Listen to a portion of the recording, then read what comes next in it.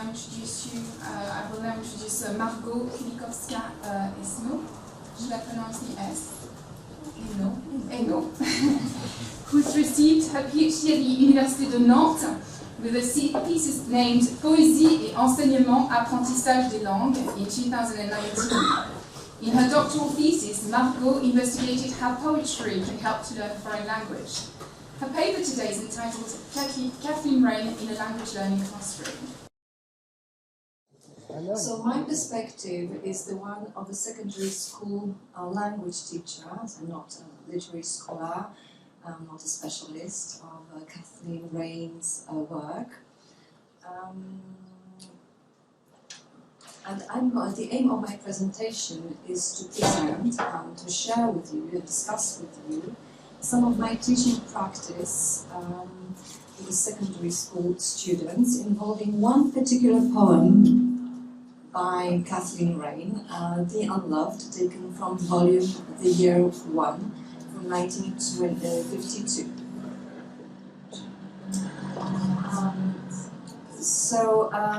I'm going to tell you how the project started and then how I included this particular poem in the whole teaching unit, how I worked on it with my students, and then what the feedback from my students was afterwards.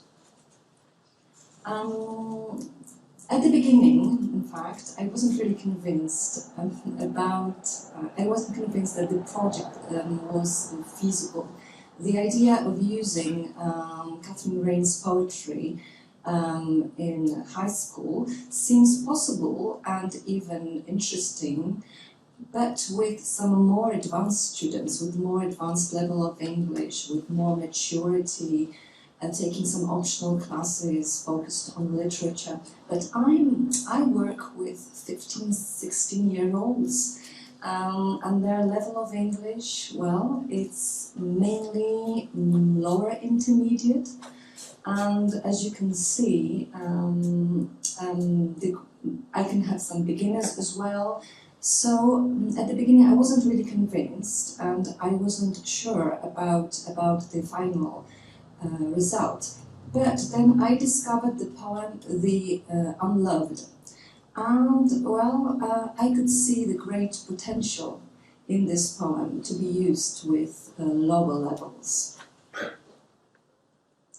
So, for those of you who don't know, who don't remember the poem, I would like to play it. It's the poem read by Kathleen Raine herself.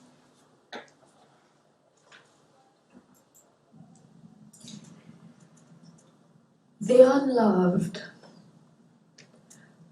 I am pure loneliness, I am empty air, I am drifting cloud. I have no form, I am boundless, I have no rest. I have no house, I pass through places, I am indifferent wind. I am the white bird flying away from land. I am the horizon, I am a wave that will never reach the shore. I am an empty shell cast up on the sand. I am the moonlight on the cottage with no roof. I am the forgotten dead in the broken vault on the hill. I am the old man carrying his water in a pail. I am light travelling in empty space. I am a diminishing star speeding away out of the universe. So as you could hear, it's going to go if you want. Yes, as you could hear, the poem is quite short. It has a lot of repetitions, simple language. It doesn't have the cultural content or cultural references, because we as teachers, we often like using poetry, but to do something else with it, to talk about some historical context, social context, but there is nothing like that in the poem. However, it expresses emotion, a mental state, something that teenagers can be close to, can recognize themselves in the poem.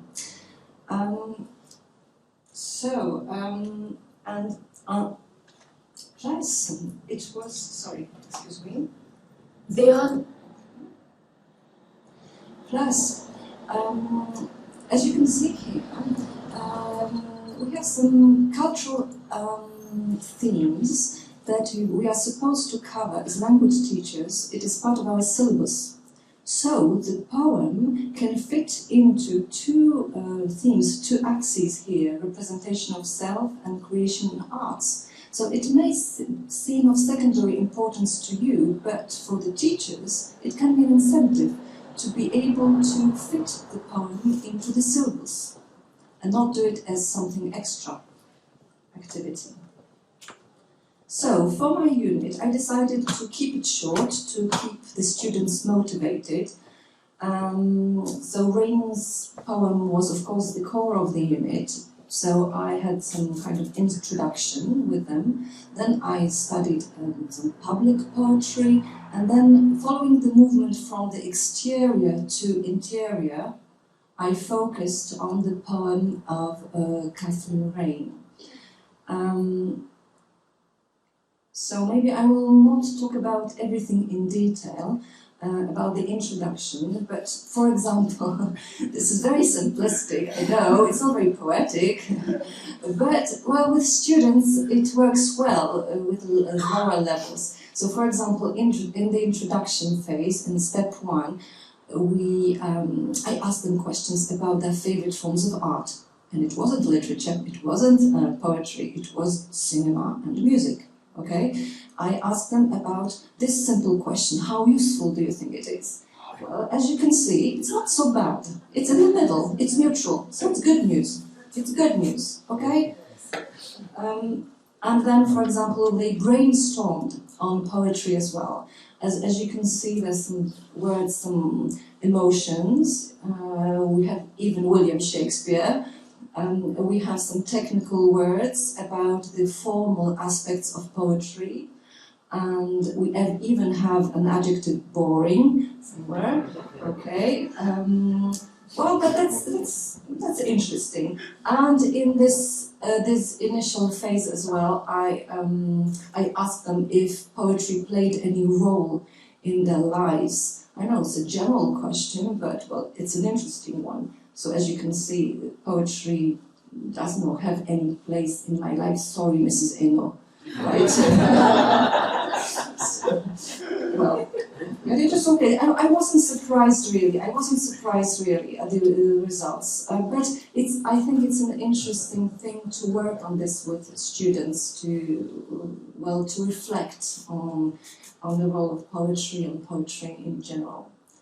And now, well, I would like to focus on the poem itself. So I devoted 3 lessons to the poem, as you can see here. Okay. So I started with the text. So you have it here. And so they read it individually, and then I asked them in pairs to think about some vocabulary. And instead of giving them the translation of some difficult words, I asked them to try in pairs to infer the meaning from the context. And it was very interesting because, for example, you can see here, I'm a wave that will never reach the shore. And the shore, they could decide if it was water, sky, or land, maybe. And one of the students was very disappointed that it was land. He said that it would have been more poetic to talk about sky because he imagined a tsunami reaching the sky, you see. So it was interesting to talk about things like that. And something that was even more interesting was to ask them to work in groups to find the title, because I think it's a very interesting way to just to think about the poem, and in terms of the title, the best title they could give to it. Okay, excuse me, not the title, yes. So it was interesting in the sense that I could overhear, and I eavesdropped what they were talking about, and they said, well, I think it's about a woman who isn't happy in her life. Or another one said, oh, I'm sure it is about the moon. So they took it as a riddle, as a kind of a riddle, something to solve, mystery to solve. Okay? Or somebody said, well, it's very good, it's okay at the beginning, but it's getting worse and worse. Okay? So it was really very interesting how they tried to interpret the poem. And here, for example, you have just a report from one of the groups. So they wanted to give the title a life story because the beginning of the poem represents a young person, boundless, you see, boundless young person. And at the end of the poem, it's an old person, because it's the diminishing star speeding away out of the universe. So you can see 15, 16-year-olds, they can have this kind of interpretation, so which is very interesting, okay? So here I have, so for the next lesson, I put all the titles on the board. I wrote all the titles that were suggested by the students, and here you can have a look at them. And then I unveiled the actual title, The Unloved, and they said, well, there is no love in it, there's no mention of love in it, so I don't understand. Another student said, well, she could have been more original.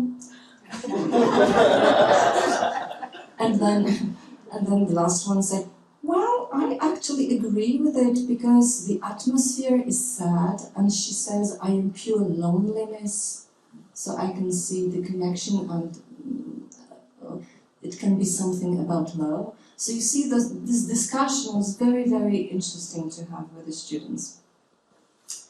Okay, and then I presented the tasks. 2 tasks were quite classic tasks.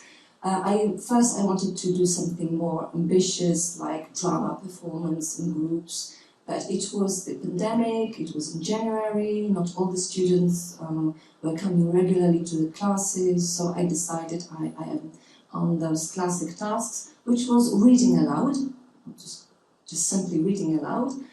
And the second task was writing their own poem in the manner of Kathleen Raine, with, you see, the adjective, the unloved, the loved, or something. So in the manner of.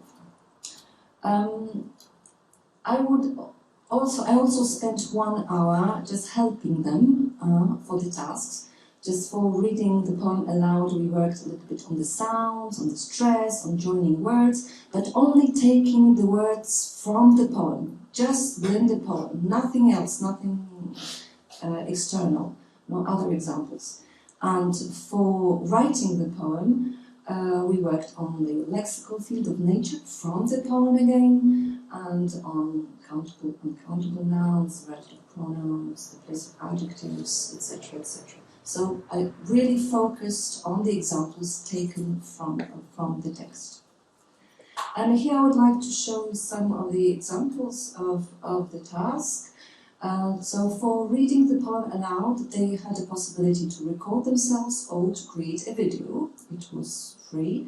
So I just brought with me two videos that I would like to show you.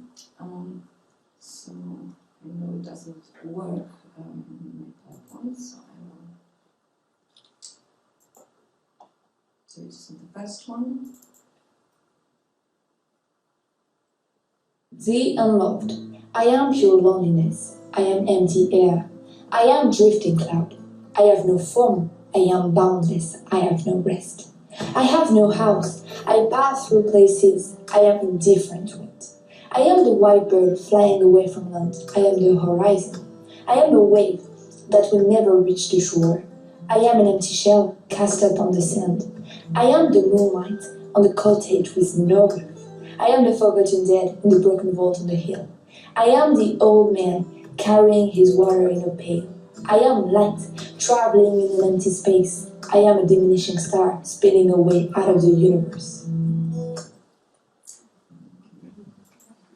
Okay, and now the second one. I'm not sure Kathleen Raine would like it. This is something that I heard yesterday about the modernity. and convince.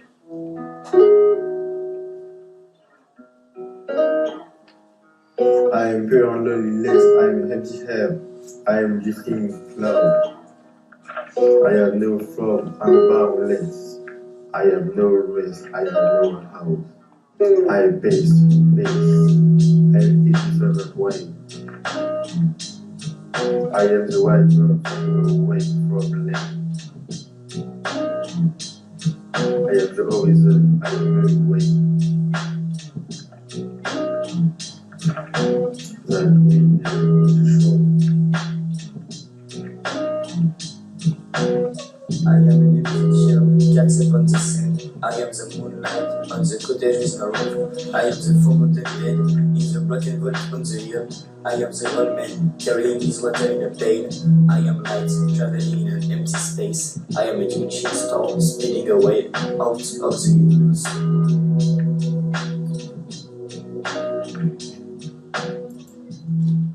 So as you could see, it was quite different.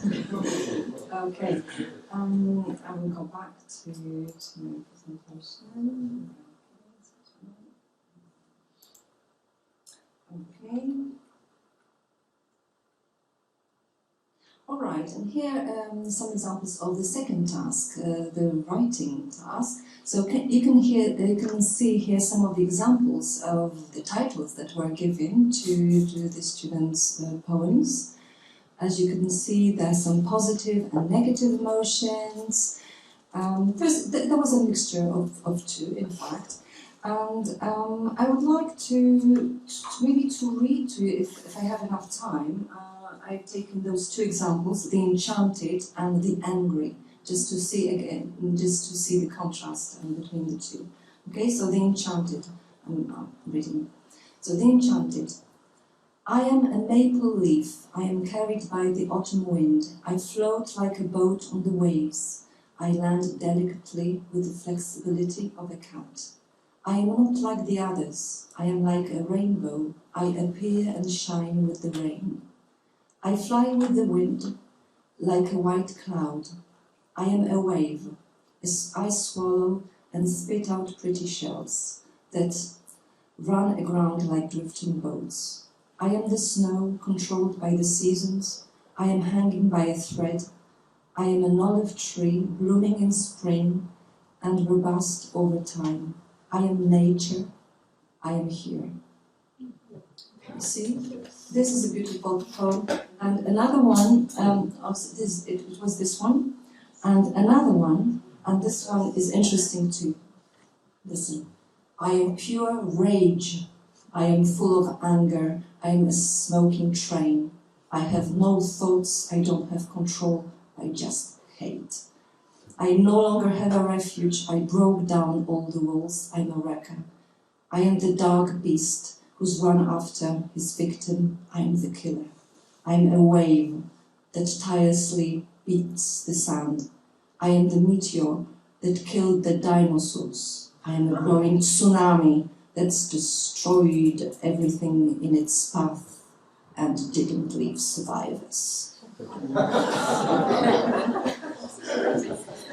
And we had some laughing, but I had several poems called The Angry. For 15, 16-year-olds, well, that was something they wanted to express, I imagine. Okay?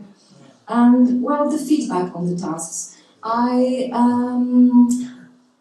sent them 3 questions, 3 basic questions, how they enjoyed final task 1, final task 2, did they think that the poem was suitable for the students. And statistics, very simple stuff. Very poetic, okay. Have a look.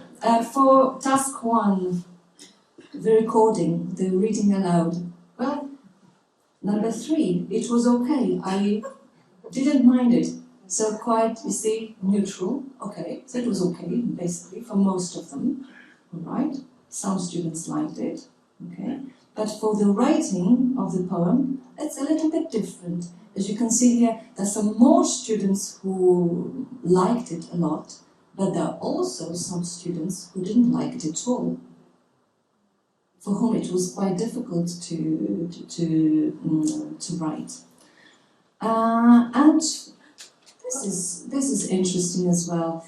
Do you think it was a suitable poem? So massively they said yes. Massively they said yes.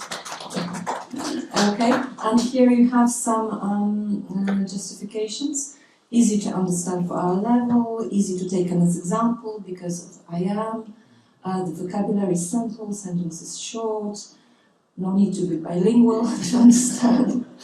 Okay, the poem is quite original.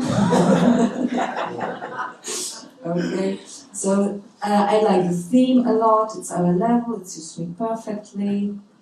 It's adapted even for my level of English. I think it is suitable because it's about love and how it can be hard in some ways. So I'm speaking from experience. Yes, I think we're old enough to understand certain things. Okay, so they do have some degree of maturity. And yes, the same thing, simple to understand. Okay. But there is one who said, I think it's suitable, however, the text is sad. I think a more joyful text would interest more people. Yes, it means that young people need some hope, some joy as well. So it would be nice maybe to counterbalance this kind of text with a maybe different text with a different mood, more uplifting mood for them. And for the conclusion, it was, for me, it was a positive experience, very positive experience, as I'm glad, so I tested it and I don't regret it. I think that the process is even more important than the product. I had some students who were struggling with the tasks. Maybe the product, the result wasn't that wonderful, but the process itself was very important because they could say that it was, for them, it was enjoyable. So I think it's important to distinguish between the two. And if I were to do it again, I think I would introduce maybe two modifications. The first one is that I would like to design an activity to make them discover Kathleen Raine, because they didn't really ask questions about her. I was waiting for some questions. I gave them as a model to listen, to train for their recording. I gave them the recording by Kathleen Raine, but I didn't say that it was her. Okay, I didn't say it was just an English woman. Okay, and I gave them another example done by an American assistant that we have in our high school. So it was a different version. And at the end, when they finished their task, I said, did you know that actually the woman who was speaking, it was Kathleen Raine? There was no reaction. No reaction, no question, nothing. Okay, it just maybe in one video, one student did a search on the internet and he put the picture of Kathleen Raine. It means that he looked for the author and he learned something. But well, so maybe I could add an activity to discover Kathleen Raine. And another thing is that maybe I didn't emphasize the difference between the poetic language and ordinary language, because in one of the tasks that followed the unit, it was a letter, writing a cover letter to apply for a job in a charity, and one of the students wrote, I am kindness. Kindness, I am kindness. He didn't say I'm pure kindness, okay? But he wrote, I am kindness. So maybe they didn't just get very well, the difference between I am pure loneliness, I am kindness. So maybe I should have emphasized a little bit the difference. Okay, and just to see, you see how gratifying it was. I just got a message from a student saying he really enjoyed doing it. You see? So even if the result, the product wasn't extraordinary, well, this kind of message tells you that it was worth doing. It was worth doing. Okay, so thank you very much.